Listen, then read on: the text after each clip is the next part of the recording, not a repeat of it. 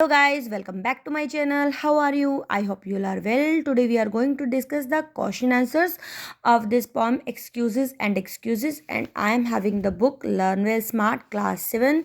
And without wasting any time, let us start.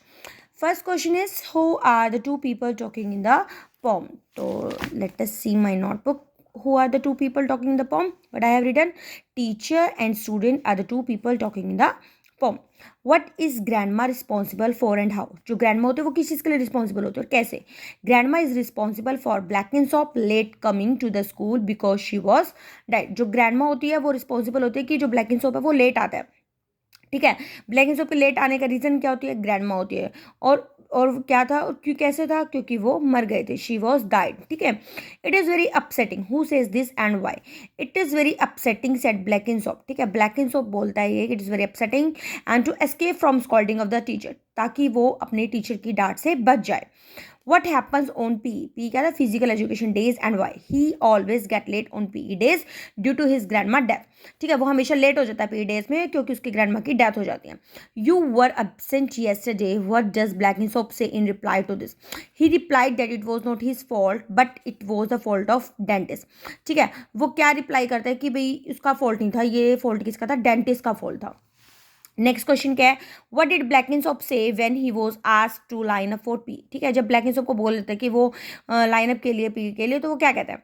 He can not line up because he does not have P kit. और वो क्या कहता है कि वो लाइन अप नहीं कर सकता क्योंकि उसके पास पी किट नहीं होती. He does not have P kit.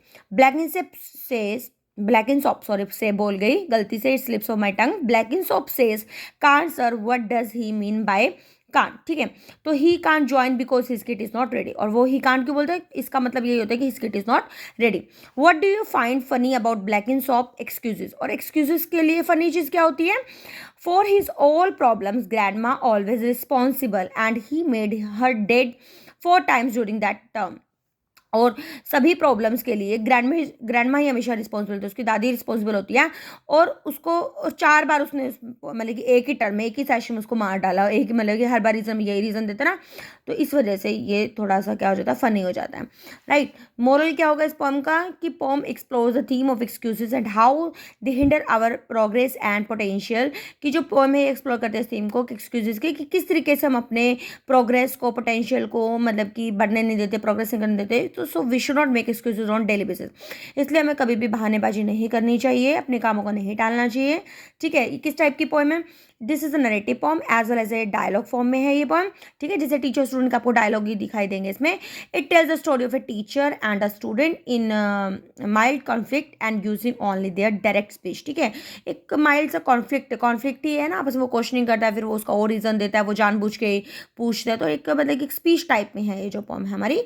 ठीक है, तो एक्सटेंजा भी राइट किया हुआ है इसमें.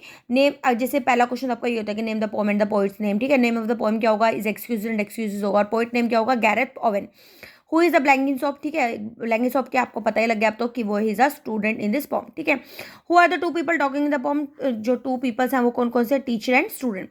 Y was the teacher scolding to his student? क्यों डांट रहा होता है उसको वो? लेट हो, for being late. What is the synonym of fault का? जैसे मान लो सिनोनिम पूछ लिया आपसे, तो फ्लो एंड इम्परफेक्शन आप लिख सकते हो. फिर एक क्वेश्चन जैसे अभी ऐड किया था ये, whom did the boy blame for his late arrival? की वो किसको ब्लेम करता है, ये भी आ सकता है जैसे. तो आप क्या लिख सकते हो? The boy blame the death of his grand mother for being late to school. ठीक है, मतलब कि स्कूल के लिए वो अपनी हमेशा ग्रैंड मदर की डेथ को ही ब्लेम करता है. हमेशा यही रीज़न होता है कि उसकी ग्रैंड नहीं है इसलिए वो लेट हो गया. राइट. तो होपफुल आपको ये वीडियो थोड़ा हेल्पफुल रही होगी. ठीक है, अगर नहीं भी रहती है तो प्लीज़ आप कमेंट सेक्शन में राइट करें कि इसमें मुझे क्या और चेंजेस करने चाहिए. ठीक है, definitely I will work on that.